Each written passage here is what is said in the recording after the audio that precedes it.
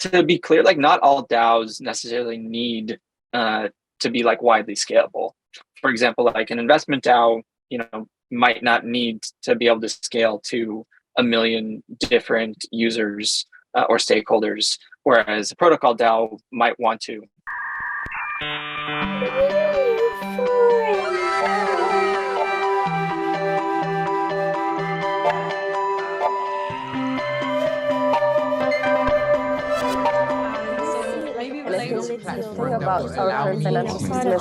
Hi everyone, and welcome guys to another exciting episode of NEWFORUM, where we bring you awesome creators, founders, visionaries, and investors on our podcast.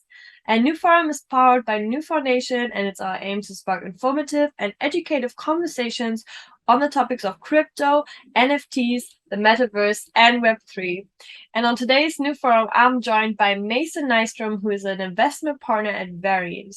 And Variant, as we all might know, is an investment fund focusing on Web3 and the ownership economy. And they have recently raised $450 million to fund and support the leading founders in Web3.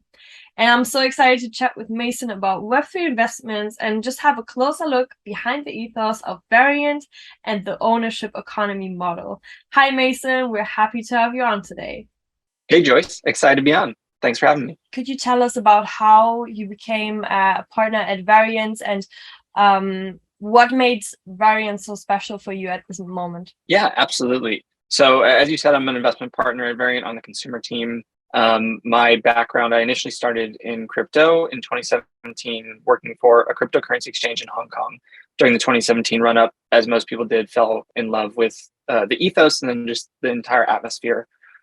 Made my way back to the States, joined Consensus on their marketing team, where I helped out with a lot of content, basic marketing strategy for a lot of Consensus portfolio companies.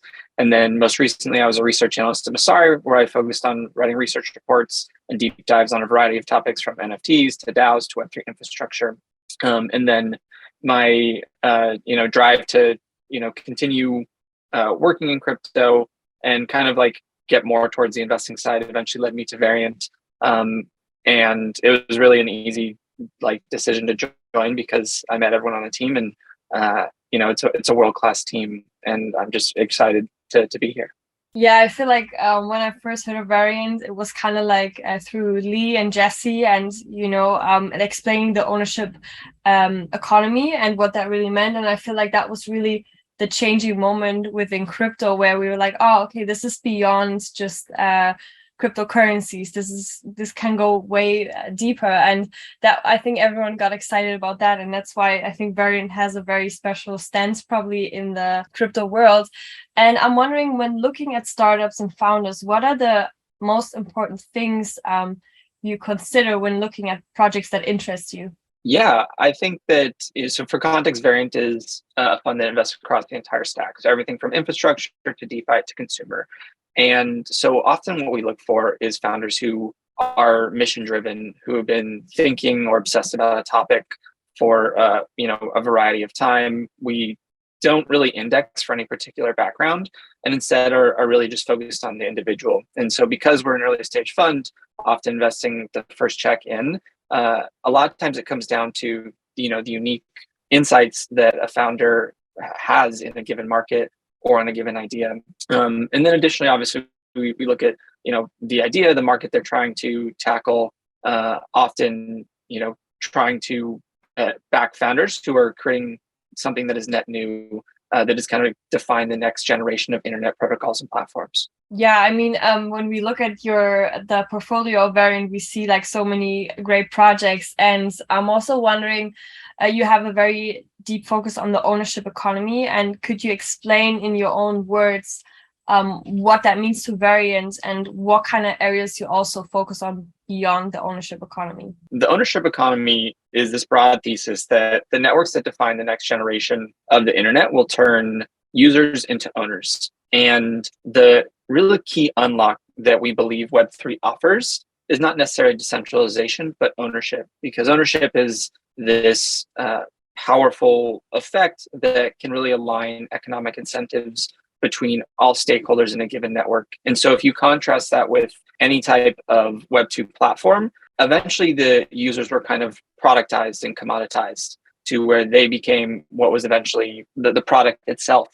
And Web3 has this amazing opportunity to realign those incentives and reward stakeholders for the value they contribute. And so you've seen that from projects like Ethereum, where the actual social consensus is done by can be done by anyone, whether they own ETH or not.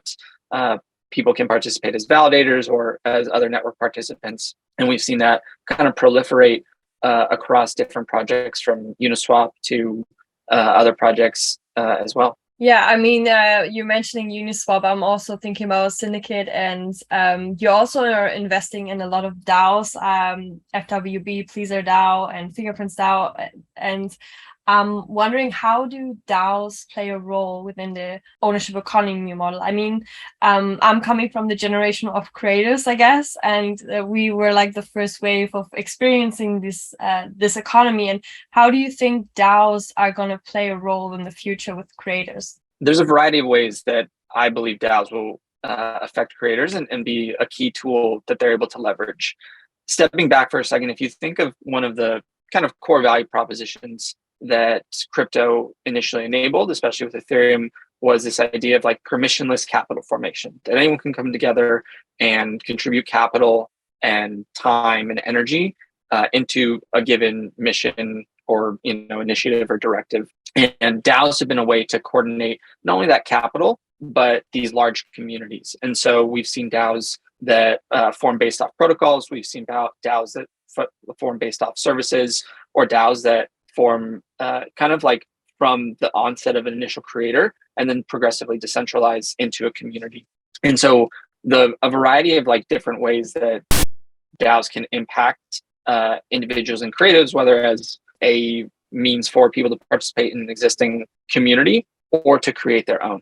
Yeah, I'm just thinking about when I hear DAO, I always think about the compound effect and how people can now join their forces and leverage, whether it's an investment DAO or another DAO. What do you think about scalability in terms of DAOs? I know that there's a lot going on with DAO governance right now, and I'm wondering, from your perspective, like, how scalable are DAOs? What do you think? How sustainable are they right now? And where do you kind of see like they need some progress? Right now, we're in a time of massive experimentation. And so that experimentation is around not only business models of what is the most effective way a DAO should operate, to what is the most effective governance structure, to what is the most effective leadership structure within a DAO. And so I think DAOs are a perfect example of a type of organizational structure that, once it finds the proper models for the respective use cases, it will hit scale. To be clear, like, not all DAOs necessarily need to be like widely scalable. For example, like an investment DAO, might not need to be able to scale to 1 million different users or stakeholders, whereas a protocol DAO might want to.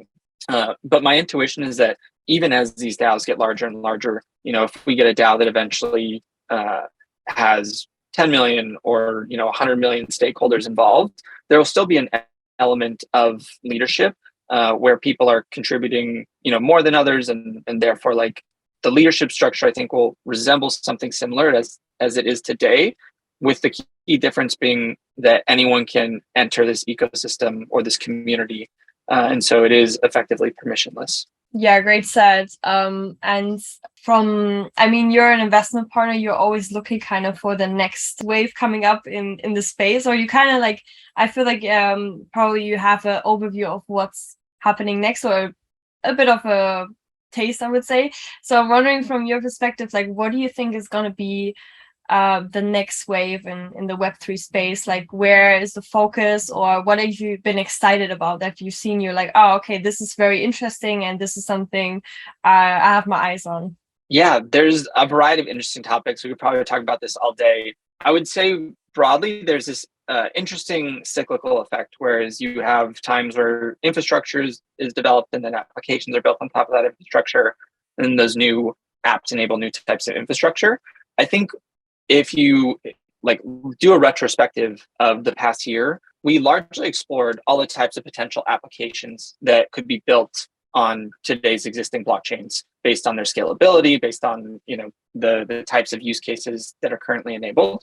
And so looking forward, I think we're going to see a variety of improvements across scaling, which is going to, over the next 12 to 18 months, which is going to enable a lot of new types of applications. And so in Variant, I largely focus on consumer investing, and some of the topics that interest us, are Web3 social, and how Web3 social manifests could be in a number of ways.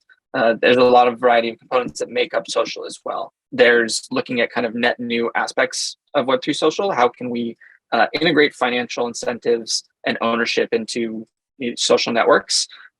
Additionally, as like another component is if you look at like Web3 wallet to wallet messaging, that's something that like still doesn't exist today. And it's kind of like shocking if you think about it, because I can send anyone a text, yet I can't send, a message from like my MetaMask wallet or my Phantom wallet to another individual. Those types of interactions will eventually happen.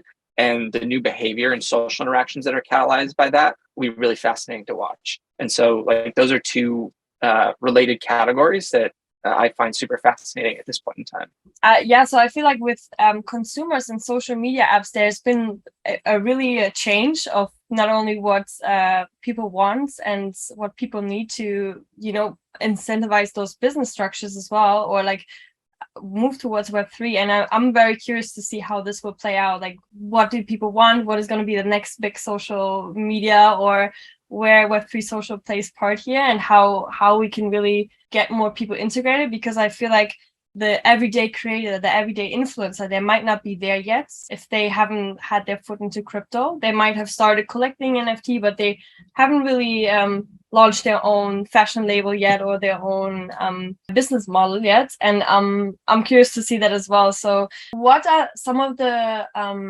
takeaways and advice you would give to building in projects in Web3, to founders or to creators? Like, what are some of the key things that you have to look out for when you're going into Web3? You have to take care of this, and that from your perspective. Yeah, I think it largely differs between a founder versus a creator, just given that like what a founder is often trying to build in terms of like a protocol or platform requires potentially a different focus or like strategy than maybe like an individual creator. And so if we take a creator, for example, I think there's a lot of interesting advice that can be offered. The first is to experiment with like new technologies, because if you think of kind of the historical movement of social media, it's often the pioneers, the people who are there first, that end up building a following just because they're kind of the first people that are consumed. And so like initial TikTok creators, initial, Twitter micro bloggers, like those are the types of people that eventually gained a following and were able to, kind of like use that to grow their brand and to become names in the space. I think the same can be said for other types of creative works, whether you're an author, whether you're a musician or an artist. I think artist is probably has like a really easy example as to kind of what I just said of the artists that were like incredibly successful over like the 2020, 2021 wave were those that were testing and experimenting with this technology in 2017, 2018, 2019. And so the ability to be open-minded and leverage new technologies as they come and use them in exciting ways, I think is a super valuable skill for any creator. So from the creator's perspective, try out things, do your kind of like step into the space, be brave. And from the founder's perspective, what would you say when managing maybe a team or building a community in Web3? A lot of building in Web3 is, some parts are similar to building in Web2. Like you still have to be incredibly mission driven. You have to be customer focused. You have to be incredibly passionate about whatever you're building in.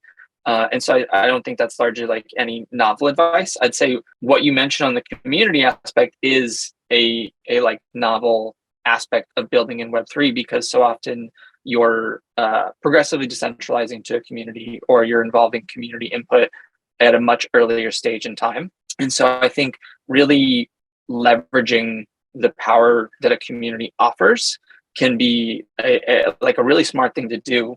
And I'm not saying that founders have to take the like advice and direction of the community, and in its like entirety. But I think there's always like really interesting nuggets by seeing what your community is excited about, because ultimately they're hopefully the users of your product, and therefore, if you can get a small subset of them incredibly excited about the product, then eventually they want to work on it. They want to be advocates for it, and that type of like compounding effect is really powerful. How much do you think timing plays a role in these type of things? How do you think about that? I'm always curious to know, because I feel like they can be the perfect team, they can be the really good product, but if the market ain't ready or if the timing ain't right, like what's your perspective on that? Most people who work in any type of investing capacity would tell you that market timing is incredibly important. And oftentimes when you are looking at some type of category, whether that's Web3 social or something else, a common question is like, why is this poised to succeed now? Because oftentimes, like, not every idea is necessarily new or it's been tried before, and so evaluating what's different in the market at a certain time is really important to envisioning, is this the right time? And that could be for a variety of factors, whether it's from a like technology standpoint, like there's more robust scaling solutions, and so like there's more that's possible now, or from like a consumer perception standpoint, like NFTs largely had to go through this overton window of consumer perception of being valued, because it was something that was net new in terms of, okay, I can actually own this digital thing, but also a perception change from consumers where they had to believe that it was valuable. And so that has led to a new user behavior. And that now opens the kind of flywheel in the market for new types of applications built on top of that primitive. You mentioned NFTs, so I gotta ask the question. Right now, we are in the space. We had like kind of the first wave of NFTs, and people are creating NFTs, collecting. But where do you see NFTs going? Some people say there's no value in it. Some people love NFTs. So I'm wondering, what's your take on NFTs? Yeah, my take generally is that anything that can be tokenized will be tokenized, and an NFT is just a non-fungible asset. If we look at NFTs of how they've kind of existed today, it started with something that was the most familiar, and that was art, that was collectibles. And the way you imagine, art or collectibles is very similar to how you might imagine them in the physical world. But NFTs provide a means for a lot of different types of applications, whether that's acting as a membership token for a community, whether that is acting as some type of financial asset, whether that's acting as some type of asset that is unique in itself, like an ENS domain, where it's your literal username to potentially a website or your kind of identity in crypto. So as we imagine what becomes possible after this becomes more standardized, I think the utility offered by NFTs will only continue to grow. And so like there will still be room for the skeuomorphic applications of art and collectibles, but I'm incredibly excited about the new applications of NFTs that are being built today and will continue to be built over the next decade. Yeah, I agree. I'm excited to see when I can go to a concert or I can go to an event and collect an NFT and can remember that moment forever. So I hope there's gonna be a bunch of use cases soon that we can all experience in the real live world, and that can make it really fun. One point to that is people always say we're early, and it's like, okay, we're early, but if you think of crypto as it exists today, it still isn't mobile native. Whereas like most of our lives today are mobile native. Like any application, you're probably using it on your phone over desktop. And so once crypto kind of has that mobile moment, I think that's also going to be a key unlock for applications like NFTs, because then you will just be able to like open your phone to an NFT at a concert, or use that at some type of geolocation and obtain that airdrop from the artist that you're at a concert with. And so those types of applications are possible and coming once the infrastructure is ready to handle it. Yeah, I'm excited to see maybe half a year from now, who knows? We're gonna see people building amazing things, and we're like, wow, like we talked about this and now it's finally here.